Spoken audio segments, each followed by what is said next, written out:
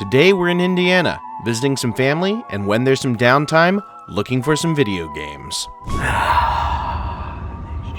The Exchange is easily one of my favorite stores near Indianapolis. Every time I get a chance, I sneak off to this one near Castleton. Every time I set foot in this store, I mean to only spend about a half an hour here, but I always spend at least an hour, mainly because they've got a great selection and the entire staff is super nice. Being from the Midwest is all about talking. A lot. Now, as I'm collecting all of the N64 games in the N64 collection, I constantly think about maybe collecting a CIB collection. But the fact of the matter is this, it would get so expensive so quickly. This box in particular, though, I probably should have picked up. Conker's Bad Fur Day is easily one of my favorite games of all time, and I just love this game so much. After I collect all the N64 games, maybe I'll go into overtime and pick up 30 complete in box N64 games that just really mean a lot to me. Another complete set I've been thinking about doing is a complete Pokemon set. They really got so many Pokemon games here, and it's pretty nice to look at. Xbox 360 games have slowly and steadily been rising in price, but they've got a great selection here if you're looking for more common games. If I did an Xbox subset, I think what I would do is every backwards compatible Xbox Series X game. I just like the Switch so much. It's nice that they've got new titles here. I've been thinking about pops a lot lately. The other day I was just looking for one specific pop, but as I thought about it, it's nearly impossible to organize these in such a way that you can just find the pop you're looking for. Pop hunting must be very difficult for people that are into this sport. You know, I think the DS and 3DS are probably some of the most unique handheld consoles of all time. I think it's just so fun that you could play on two screens. I don't know if there will ever be something as interesting in the future. I just feel like anything below $100 seems really cheap for a complete in-box game that came out a couple of decades ago. This game allows you to play burn discs for some reason. That's a pretty cool Shadow the Hedgehog thing, and a Persona statue right next to it. I feel like if I wasn't a video game collector, I might just be a Power Rangers collector. I watched up until Power Rangers Lost Galaxy. I felt like it had a conclusive ending, so I just didn't want to watch past that. This is what I ended up with. A double of that game because I'd already bought it, a copy of Miss Pac-Man, which I didn't have already, a sealed copy of this Wii U GameCube adapter. I should have packed this on my carry-on, but I squished the box a little, and this 3DS case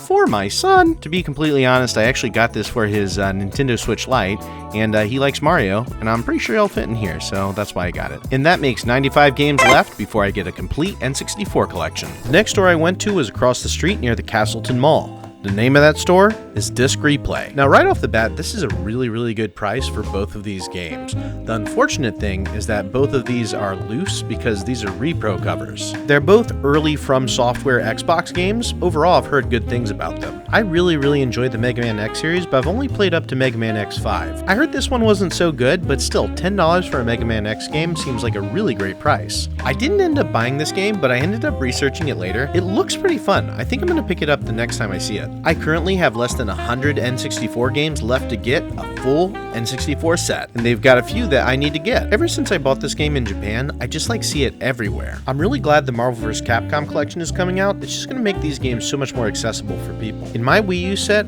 Unwritten Tales 2 was the hardest game to find. Now, I usually fly to Indiana, so I didn't really have the room in my suitcase for this, and I thought it was a little high priced, but when I looked at the price later on eBay, I probably should have picked that up. The Latin Deck Enhancer is a very interesting little thing that allows you to play these tiny cartridges in a larger cartridge for NES. It's neat, but you can usually get them all in one like this. I've always wanted an NES Dogbone top loader. I think at some point I hope to get it for like $100, but we'll see.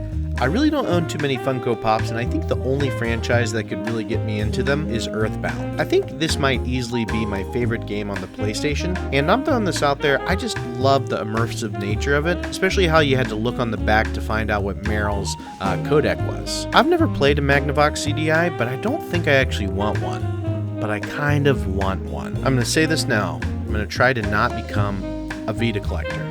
I ended up picking up this copy of Rainbow Six, mainly because it's a variant. I also picked up this rough copy of Blitz. I probably should have got a better looking copy though. And that makes 93 games until I have a complete N64 set. Going into a half-price books is like rolling the dice and trying to find some video games. Let's see what we can find.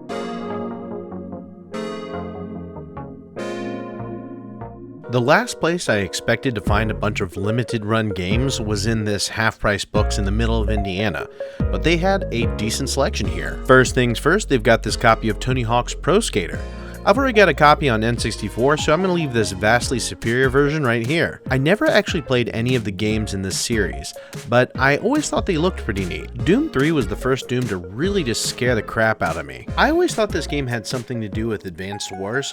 I was completely wrong. This game has nothing to do with that game. I'm only halfway through the rebooted God of War games. I really need to go back and play all these games. I still haven't played Baldur's Gate 3, but I've heard it's amazing. I don't know, have you played it? Is it worth the hype? It kind of blows my mind that there's a Despicable Me game for the PS2. For some reason, I just thought the series was much newer than that. They also have a loose stack of NES games here. Now, I love the NES, but I don't think I'm going to go for a complete NES set anytime soon. It's still cool to see these games here, though. Every single time I see GameCube games out in the wild, I think nature's healing. When I was a kid, I had Typing of the Dead for PC. It was the best way to learn how to type. I really enjoyed this game. It was made by a one-person team, and it's basically a Metroidvania. It's a lot of fun, and it's a pretty easy play. Half Price Books also has a ton of music here, but I just tend to never actually buy music from Half Price Books. I always love digging through a big box of cartridges. I almost never find anything I'm looking for, but it's just nice to look through all these games and to hopefully find something I am looking for.